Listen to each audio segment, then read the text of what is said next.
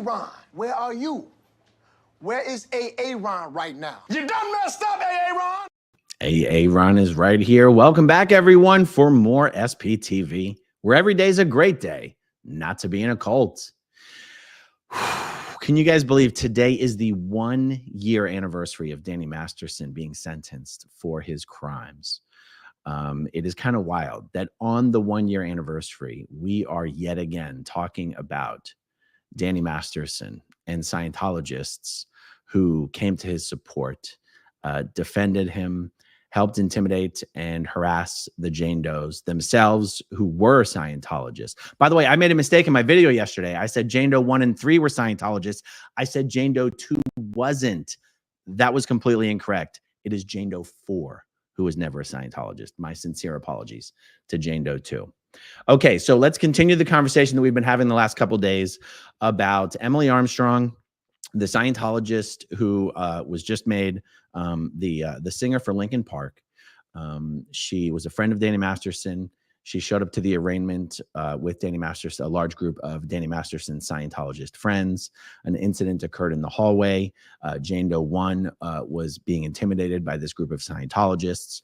The sheriff deputies had to intervene. They said they had never seen such a thing occur at a trial outside of a gang prosecution.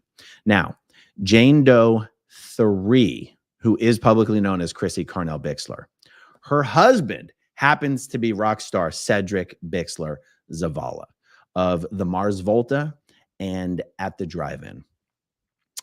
Cedric, because Jane Doe 3 had been in Scientology, Cedric did some introductory courses. So for a brief hot minute, Scientology could at least say that Cedric was a Scientologist. I don't think Cedric ever actually identified as a Scientologist, but he did meet Emily Armstrong while in Scientology. And so when it was announced a couple days ago that Emily Armstrong was going to be the new singer for Linkin Park, Cedric made the following post on social media, which exploded and went viral and brought us to where we are today. So since I'm not going to assume that everybody watching this video has already seen the previous videos, we're just going to take this step by step. Cedric said, "I'm surprised." He wrote this on the account of Dead Sarah, which is the band that Emily Armstrong has been the singer for up until now. Cedric says, "I'm surprised none of you wrote a letter on Danny Masterson's behalf, since your corny-ass singer showed up to support him in the prelims." It was actually at the arraignment, but, you know, same thing. It's not relevant. Remember, Emily? Remember how your fellow Scientologist goon squad surrounded one of the Jane Does when she was trying to leave the elevators? The court sheriffs had to escort her away from your awful cult. Remember when we did the purification rundown, Emily? Were you directed to safe point me because of what my wife knew? Why can't you shut your mouth during a detox program where people are going through some rough shit, but your corny ass is singing like an unsupervised child? Is it because you're a born-in Scientologist that gets a pass? How do you reconcile the homophobia found in the teachings of L. Ron Hubbard's book, Dianetics? Do your fans know about your friend Danny Masterson, your rapist friend? Okay. That went viral, blew up, being covered everywhere, trending on Twitter, #1 article on Rolling Stone.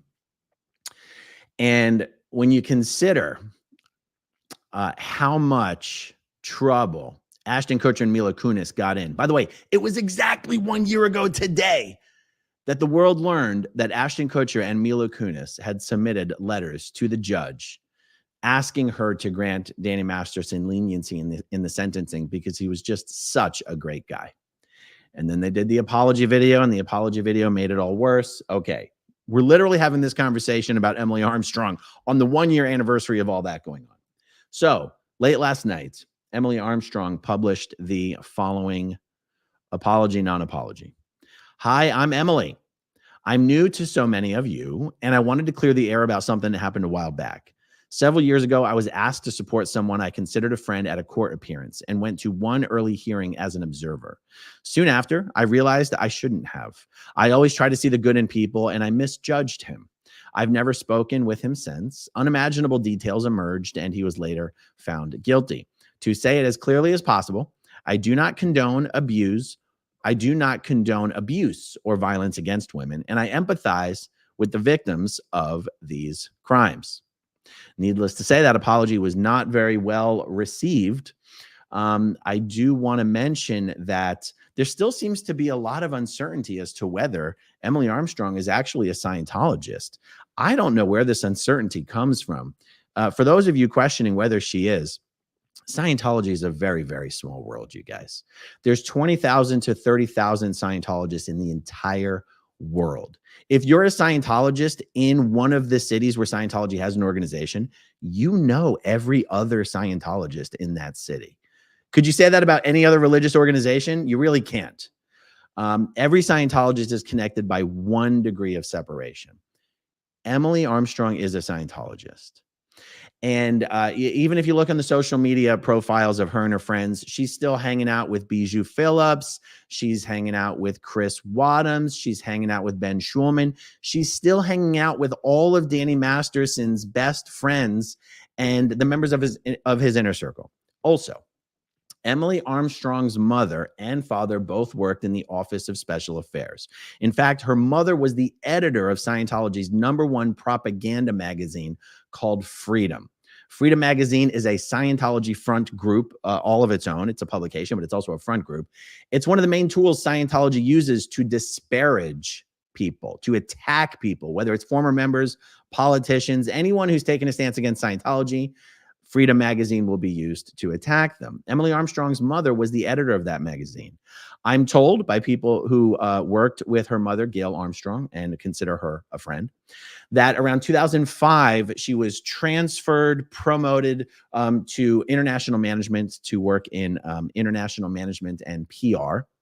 And then Emily Armstrong's own mother was one of the Scientology executives imprisoned by Scientology's leader, David Miscavige. Any of you who've seen Going Clear or Scientology in the Aftermath have heard about the prison that David Miscavige, Scientology's tiny little angry leader, created at the International Management Base called The Hole, had bars welded over the windows. These people were imprisoned in this structure. Guards outside prevented from leaving, had to sleep on the floor, had to eat the leftover slop from the cafeteria. Some of these executives were held in this prison for years. Emily Armstrong's own mother was one of the people put into that prison. Once she was let out of that prison, she was posted as a script writer and a video. I have the exact language that I wanted to use written down, but that's okay. She's basically a script writer for David Miscavige. Emily Armstrong's own mother works directly on the lines of David Miscavige. She's not just someone who had a brief dalliance with Scientology. She's also, in many respects, someone who could be considered a victim of a victim of Scientology, a child victim of Scientology. Emily was a Scientology child slave. Her sibling joined the Sea organization. Her parents, she was basically born into the Sea organization. It was only by fortune that she herself didn't end up in Scientology's Sea organization. But I'm explaining all this because Emily knows all about it. She also knows how anti-LGBTQ Scientology is, and Emily herself lives as an openly gay woman. Now, one thing I will say in favor of her mother is I'm told by, people who know that Emily's mom is a rare example of a Scientology Sea Org parent who actually really went to bat to defend her daughter and her daughter's right to live as somehow in the Scientology ecosystem as an openly gay woman. So kudos to her mom for that. But I'm also told by people who know that Emily and her mom are so close that if Emily were to leave Scientology and her mom was given the choice to disconnect from Emily and stay in Scientology, or to leave Scientology herself, chances are Emily's mom would leave Scientology. There's more that I have to say about that later. But let's now get to Chrissie Carnell Bixler's response to Emily's apology. Here we go. Chrissie says, "Dear Emily, if you're not going to speak out against the human and child trafficking cult in which you are a part of and in which you enable by remaining silent on the crimes you know about, then you have no right to fill the shoes of Chester Bennington, a true advocate. I don't give a F that you are very close to the serial rapist. I don't give an F that you lied in your apology Instagram story. I do care that you participated after being asked in the cruel intimidation of Jane Doe 1, with your cult pals at court. I do care that you didn't once mention that you are a member of a child and human trafficking cult that covers up the abuses and rapes of children and adults. I do care that your parents work for the Office of Special Affairs of the cult of Scientology, which have been ordering attacks on me and my family, which includes murdering my dogs in the most inhumane and evil ways. I do care that they have been attacking and harassing my fellow sister survivors. You don't speak out against Scientology, not because you're terrified of them. You don't speak out because you are one of them. Shame on Linkin Park and F you. There you go. That's Chrissie Bixler's response. You know, the timing of all of this is kind of unbelievable. Word on the street is that, let me Google something real quick. Word on the street is that Alex Gibney and Leah Remini are shopping or have sold a documentary to be made about Danny Masterson and the trial. And that none of Danny Masterson's victims are attached to the project. Oh, cold-blooded. Good luck delivering that documentary. Why I'm even mentioning that is because this whole viral thing that's happening right now of you have a Scientologist who is in Danny Masterson's, entourage, his friend group, his orbit, who's now, been made the singer of an unbelievably famous band. And then you have Cedric Bixler-Zavala, this big rock star who's coming out and calling out Linkin Park and Emily Armstrong. And then you've got the Jane Does getting involved. This has ignited a whole new wave of interest in doing a documentary on Danny Masterson's crimes and the trial and his conviction and the Jane Does. I personally received emails from no less than 3 production companies today asking if I could put them in touch with some of the Jane Does. And what's incredible is that who could have ever guessed that Linkin Park would somehow get roped into a documentary about Danny Masterson? All of a sudden, this thing has a whole new added component. And you guys know documentary makers, what are they interested in? They want as many eyeballs as possible. They want drama. They want, that whatever the equivalent is to clicks and views. And by the way, one of the reasons I'm mentioning this is because there really is no single person who knows how to get in touch with all of the Jane Does other than perhaps some people at the district attorney's office. And I'm not sure the district attorney's office would cooperate with a request to try to put a production company in touch with as many of the Jane Does as possible. So if you are one of Danny Masterson's victims and you would like to be directly informed of the production companies that are interested in doing this so that you can make a decision for yourself, please know that you can reach me at growingupinscientology@gmail.com, and I will, pass contact information along if that is what you would like. Okay. There's a lot of stuff that I wanted to say on this that I do want to say on this. I've put some notes together so I would try to remember it all. In the video that I did yesterday, I talked more at length about the ways in which Emily Armstrong herself could be considered or was or is. I don't know. I'm not sure which words to use right now. A victim of Scientology herself. And one of the things I think many people who know Emily would probably agree that Emily's not exactly what you would call like a really active, dedicated Scientologist. She just kind of goes along to get along. She exists in the ecosystem. She's not, going into course every night like Leah Remini did when Leah Remini was a Scientologist. And if someone wanted to be as charitable as possible or as sympathetic as possible to Emily, you could be like, oh my God, if she left, oh my God, if she left, her mother would disconnect, her family would be destroyed and everything.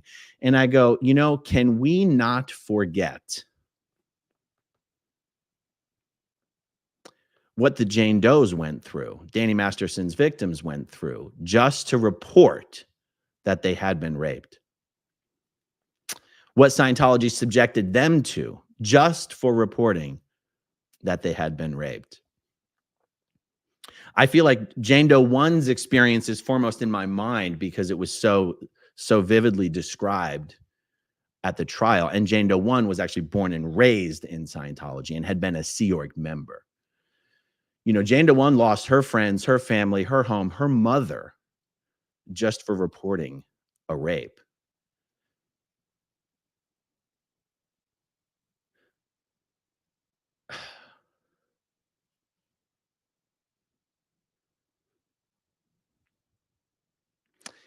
And then she saw her dad lose everything just for standing by her side and not disconnecting from her and turning on her the way her mother did.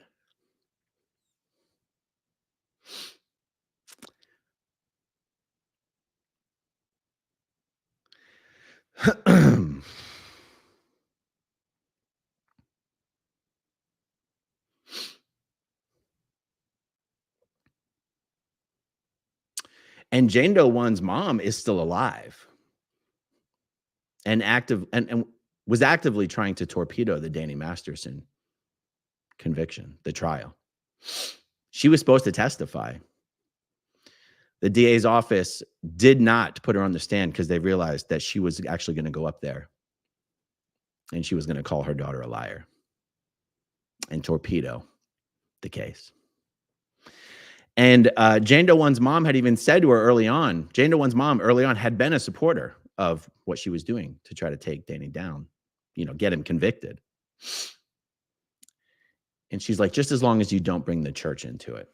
And once it became evident that the church was going to get dragged into it, Jane Doe 1's mom turned on her. And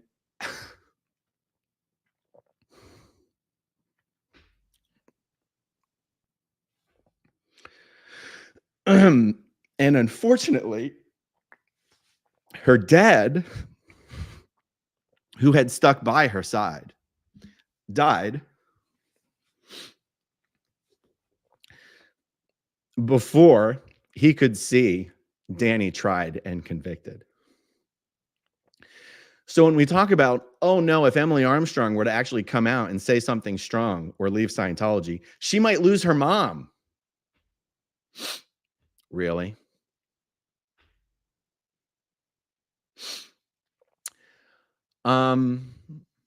It sort of brings up an interesting topic of discussion of, is it easier for a celebrity to leave Scientology than a non-celebrity, or is it harder for a celebrity to leave Scientology than a non-celebrity?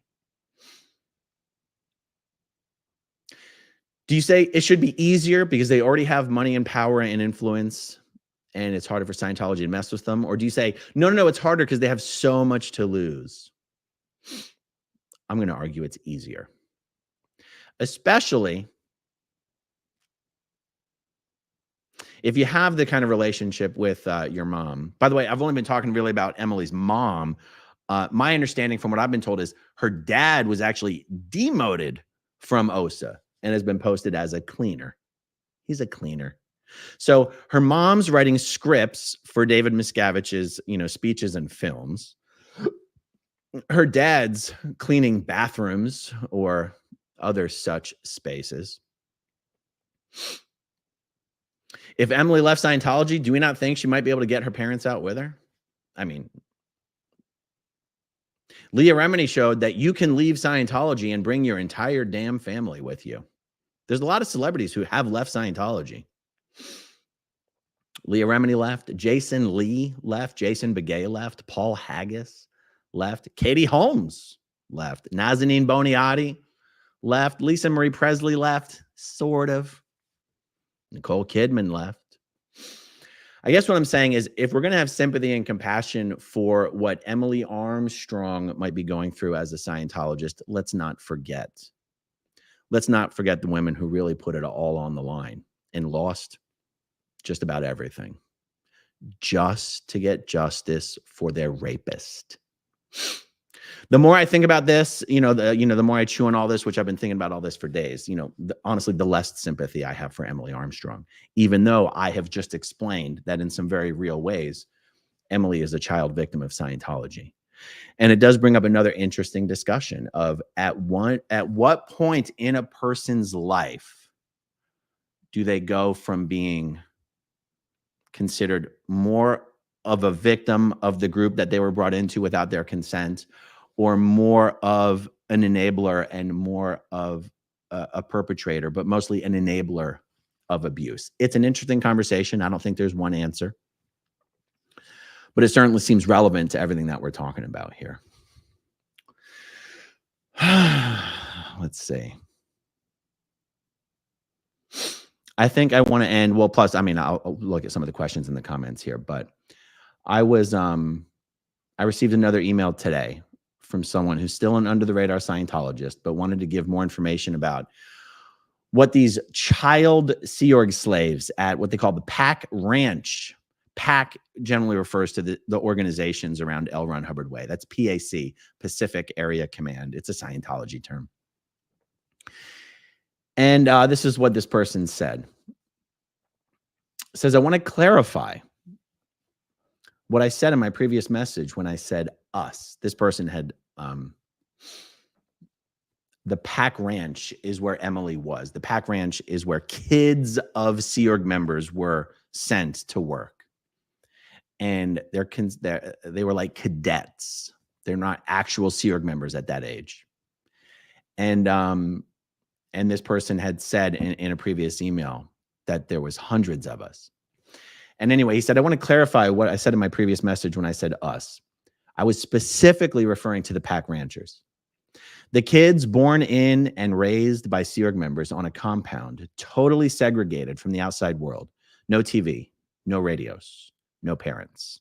Being born in the Sea Org, especially from like born into the Sea Org, not just brought into the Sea Org at a young age. It was like being born in the RPF. Now, the RPF is the rehabilitation and conditioning camp that existed for a long, long time for Sea Org members. It has reportedly been shut down, but I do get conflicting reports on it. I do believe, to the best of my knowledge, it's presently shut down. And the RPF is almost unthinkable for something to exist in present-day United States of America. Complete segregation from other members of the group, including your spouse. Half the day is spent on hard labor. The other half of the day is spent on Scientology interrogations. And this process goes on for years. 365 days a week. By the way, you're separated from your spouse. So married couples, you've got a spouse assigned to the RPF, you're not going to see them for years, even though they're literally living and working within a quarter mile of where you are. In some cases, they're living and working in the same building that you're in. You're not allowed to see them. You're not allowed to talk to them. If you're on the RPF, you're only allowed to speak when spoken to. You have to run everywhere. You have to wear all black. It's just sort of a thing. I mean, I wear all black, but I'm not on the RPF. It's an unbelievably dehumanizing and abusive and torturous program that exists in Scientology. So that's what he says when he says the RPF. He says there are so many commonalities between the RPF and being in the Pack Ranch and the Cadet Org. We would do close order marching drills in the hot sun, sometimes for 8 hours, running miles because we were late for muster, being on shortened meal breaks, 15-minute meal breaks.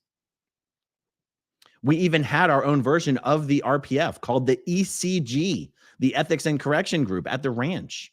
And whoever was on the ECG was separated from the rest of the cadets and the kids, living in separate dorms, eating on different schedules, not allowed to fraternize with the other kids, put onto 24-hour watch, working in the blistering sun for 8 to 12-hour days, doing physically demanding work, etc. You were looked down upon by the other ranchers and made to look bad if you were on the ECG. There's times where we had to eat in the dumpster area, filled with maggots and smelling like death. The abuse was mind-blowing. If you weren't on the ECG and you wanted a day off, you had to get special approval from all of your seniors and adults. Otherwise, no day off. Kids got into trouble all the time. And the term ethics protection was never applied. It was the American version of North Korea.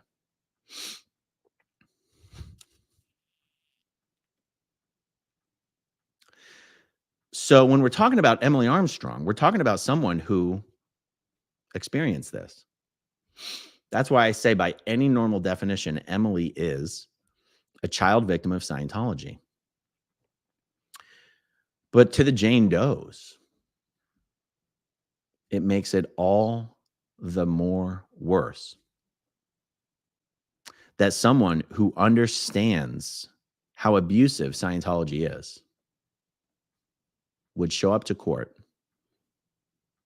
with a rapist and intimidate the women who put themselves at risk to officially report Danny Masterson's rapes to the police.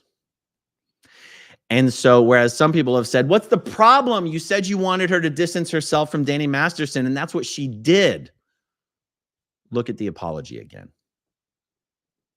It doesn't say Danny Masterson. It doesn't say Danny Masterson's victims.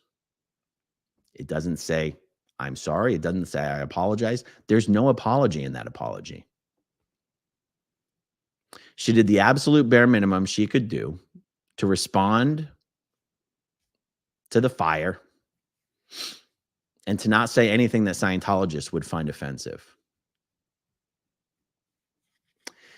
As far as I'm concerned, Emily Armstrong has the leverage. She's the one with the fame. She's the one with the power. She's the one who could get her parents out. She's the one who could leave and take a stand. Hundreds of other people have done it. And people go, it's not your business if she leaves Scientology. It's not. I'm just saying, we don't have to cry for her. We don't have to sympathize with her. Oh no, Scientology would destroy her family. Maybe. You know whose families have already been destroyed? Everyone else who's already left Scientology. That includes the Jane Does, Danny Masterson's victims. So, yeah. That's it, guys. Let's see.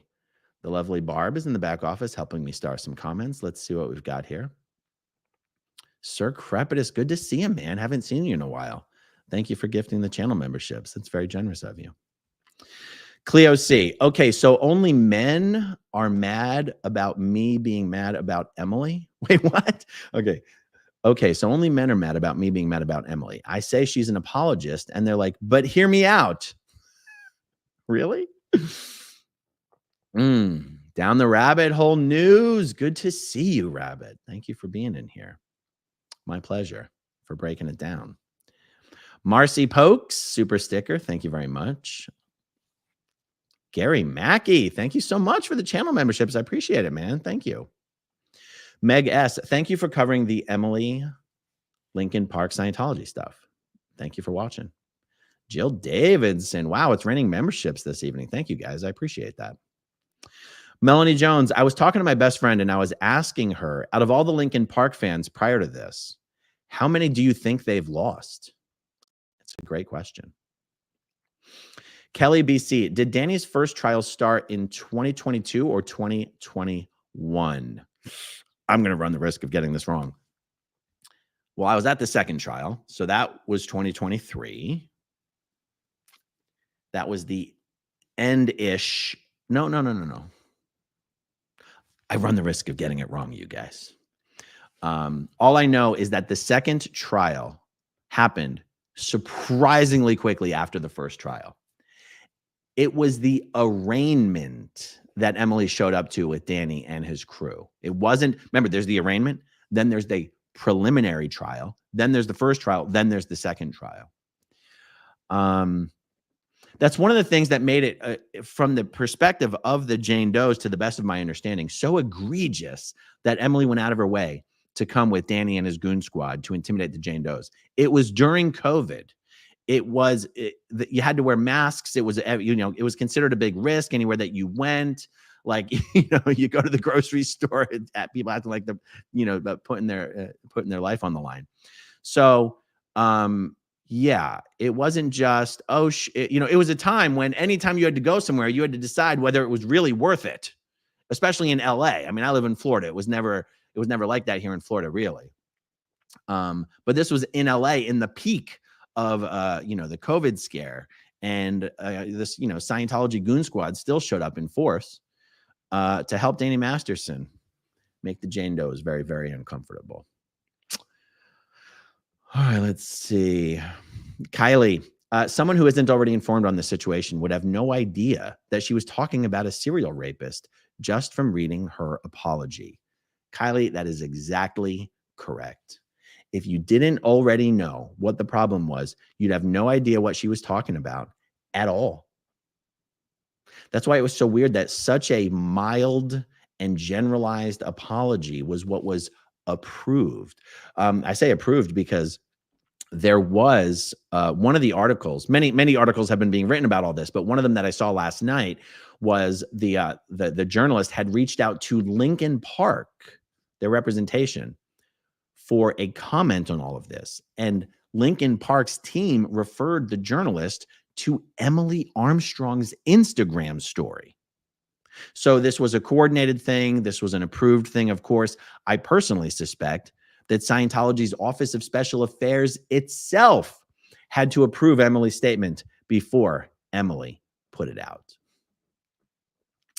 And also, you're going to put out an apology. I mean, at least Ashton and Mila did a video. And by the way, the video's still up. Emily Armstrong puts a 3-paragraph thing put together, doesn't mention Danny Masterson, doesn't mention Danny Masterson's victims, and it disappears after 24 hours. Let's see. I like this one. Here it is. Matt Damon. Who's afraid of little Chrissie Bixler? You should be.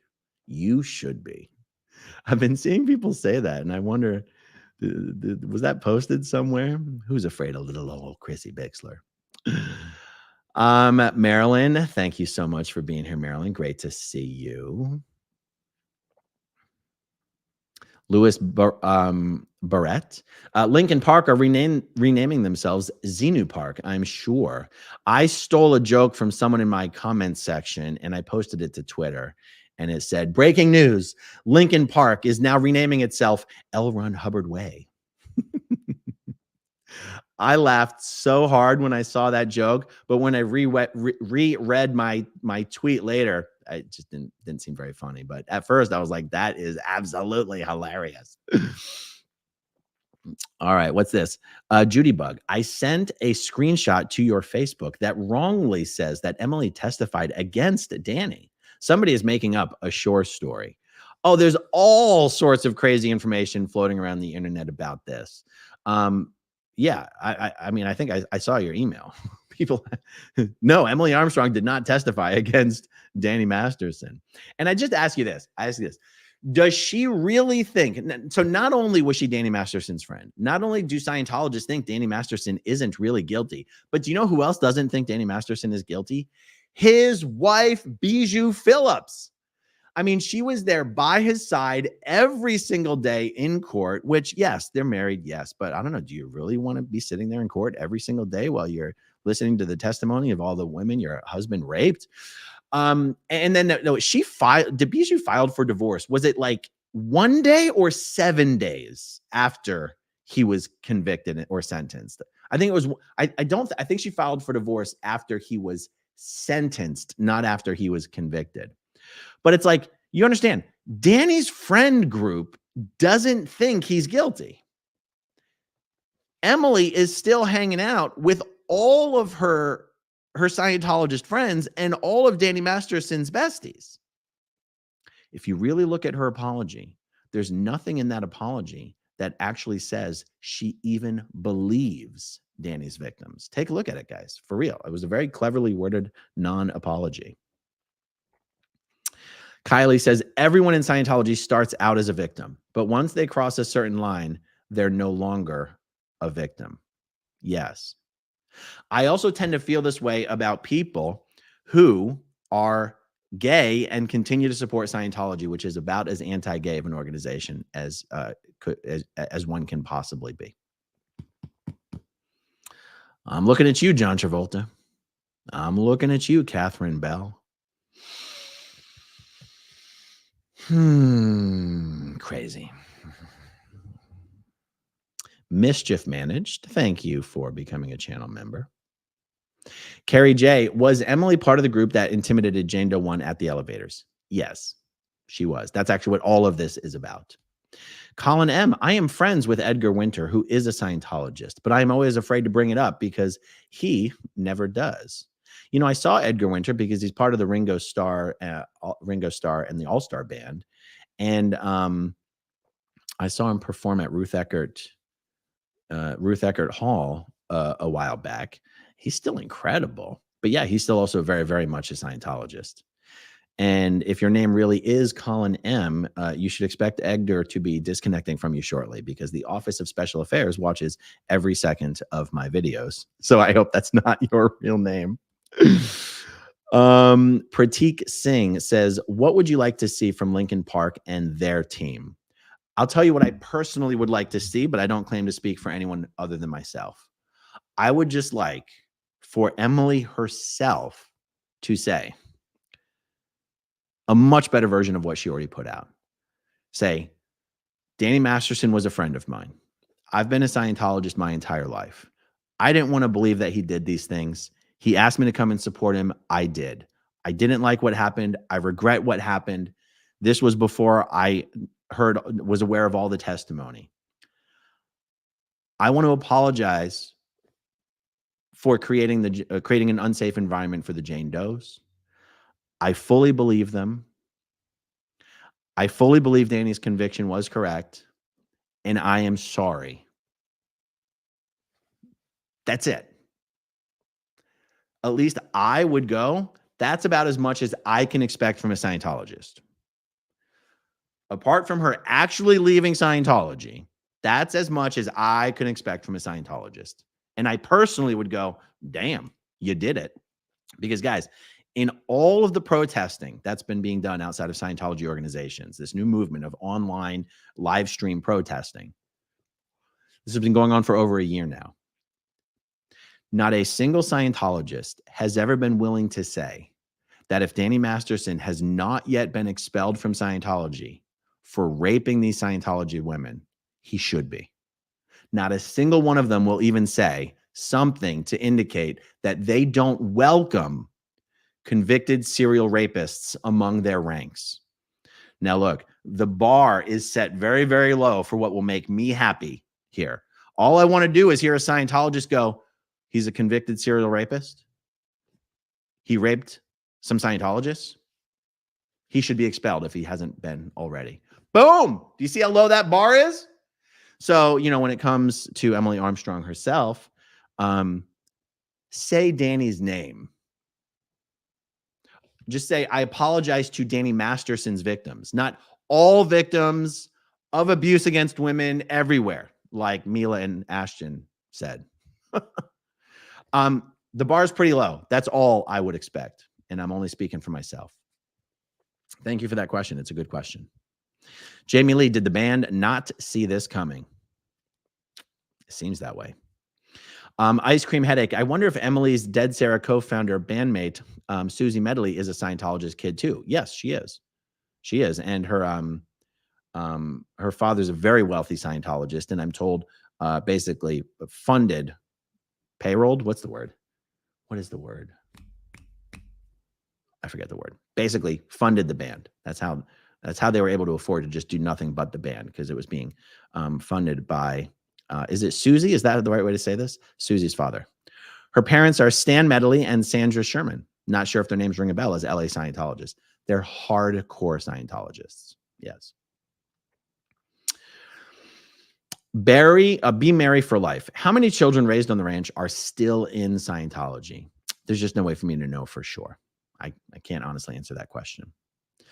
Aaron, do you know how old Emily was when she left the ranch, and did she have a normal life after that? For example, school, etc.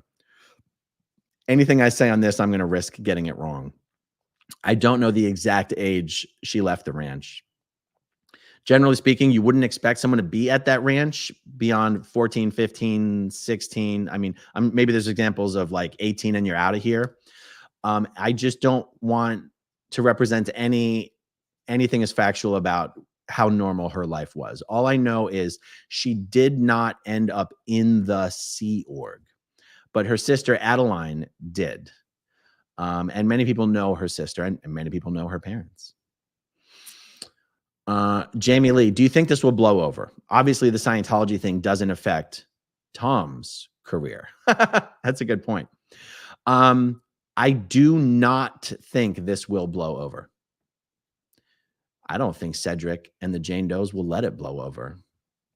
And that makes me very, very happy.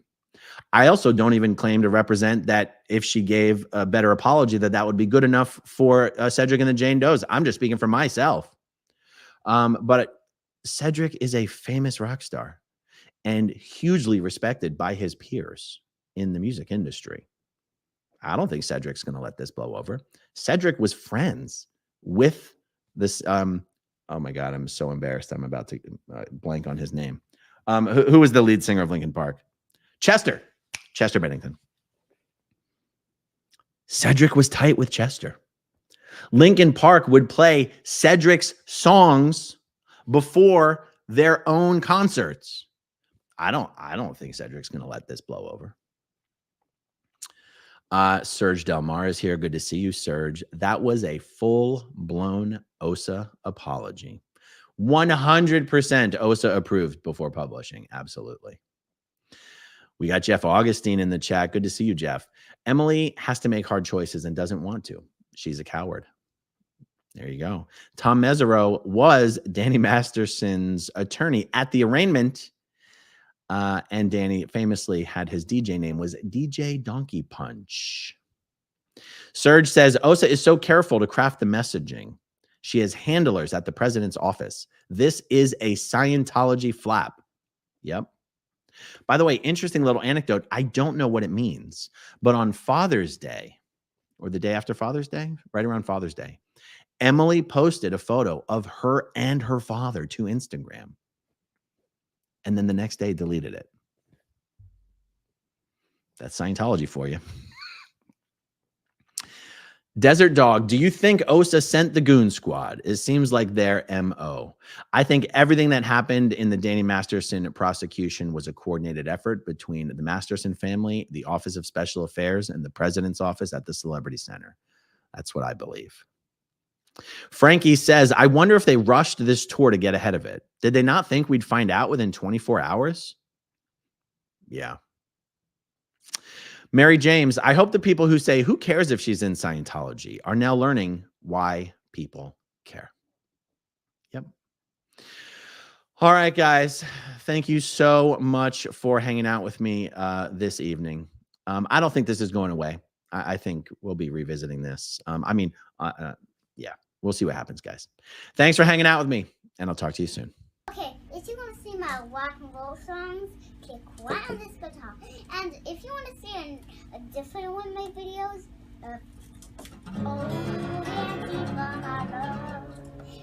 then you could click right inside here. If you have subscribed or not, subscribe right here.